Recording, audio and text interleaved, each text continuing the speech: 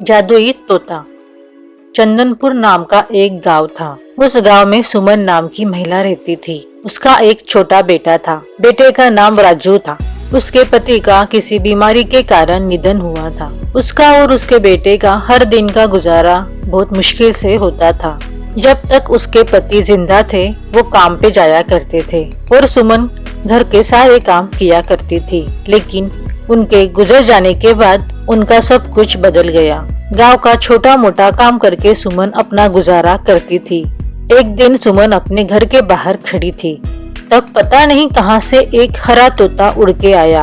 वो हरा तोता घर के पास एक पत्थर पे आके बैठ गया। उसके बाद वो तोता सुमन को देखकर, मैं ये पूरा जंगल घूम के आया हूँ, लेकिन खाने के लिए मुझे कुछ भी नहीं मिला।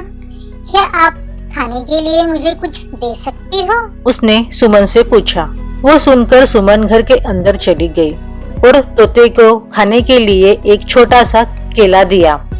तोते ने उस केले को बड़े रुचि से खाया और वहाँ से उठकर चला गया। अब दूसरे दिन फिर वो हरा तोता आया।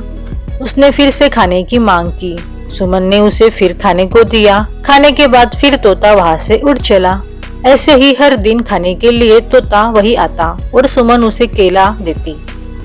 अगले दिन फिर तोता आया और खाने के लिए खाना मांगा, लेकिन सुमन के घर तो आज तोते को खाने के लिए भी खाना नहीं था। आज तो तुम्हें देने के लिए मेरे घर में कुछ नहीं है, सुमन ने उस तोते को बताया। क्या हुआ? तोते ने सुमन से पूछा। मैं हर दिन काम पे जाती और उसी पैसों से मैं और मेरा बेटा हर दिन गुजारा करते, लेकिन अब तो कुछ दिनों से मेरे पास काम ही नहीं है। हाथ में जितने पैसे थे वो सब खत्म हो गए। पड़ोसियों से भी काफी उधार लिया है और मैं अभी किसी से उधार ले भी नहीं सकती।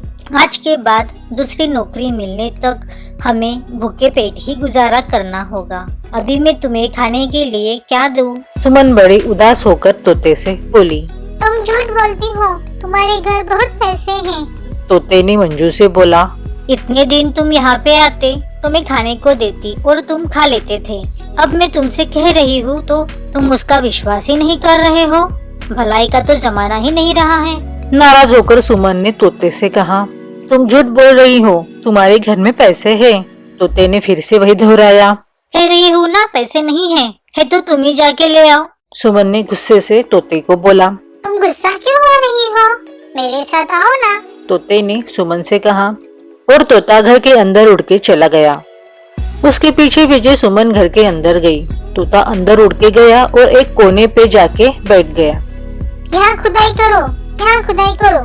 तोते ने सुमन से कहा। घर के अंदर कोई कैसे खुदाई कर सकता है? सुमन ने तोते से कहा। खुदाई करो जल्दी जल्दी जल्दी। तोते ने सुमन से कहा। सुमन जल्दी से कुल्हाड़ी ले आई और वहाँ पे खुदाई करने लगी। थोड़ी खुदाई करने के बाद उसको वहाँ पे एक मटका मिला। उस मटके में तो बहुत सारे सोने के सिक्के थे। सुमन ने उसे देखा तो उसे विश्वास ही नहीं हुआ। ये तुम्हें कैसे पता चला और ये मेरे घर में कैसे आया? सुमन को कुछ समझ नहीं आया और तोते से पूछी। ये खजाना तो सिर्फ तुम्हारा ही है। जब तुम्हारे पति जिंदा थे तब उन्होंने थोड़े थोड़े करके पैसा जमा किए, कहीं चोर चोरी ना कर ले और आगे जाके काम आएंगे, ऐसा सोचकर उन्होंने ये गड्ढा खोदकर छुपा दिया। उन्होंने सोचा कि ये बात तुम्हें बाद में बता देंगे, लेकिन अकस्मात उनकी तो मृत्यु हो गई। तभी तो यहाँ पे ये खजाना है। ये तो तुम्हें कभी पता ही नहीं चला।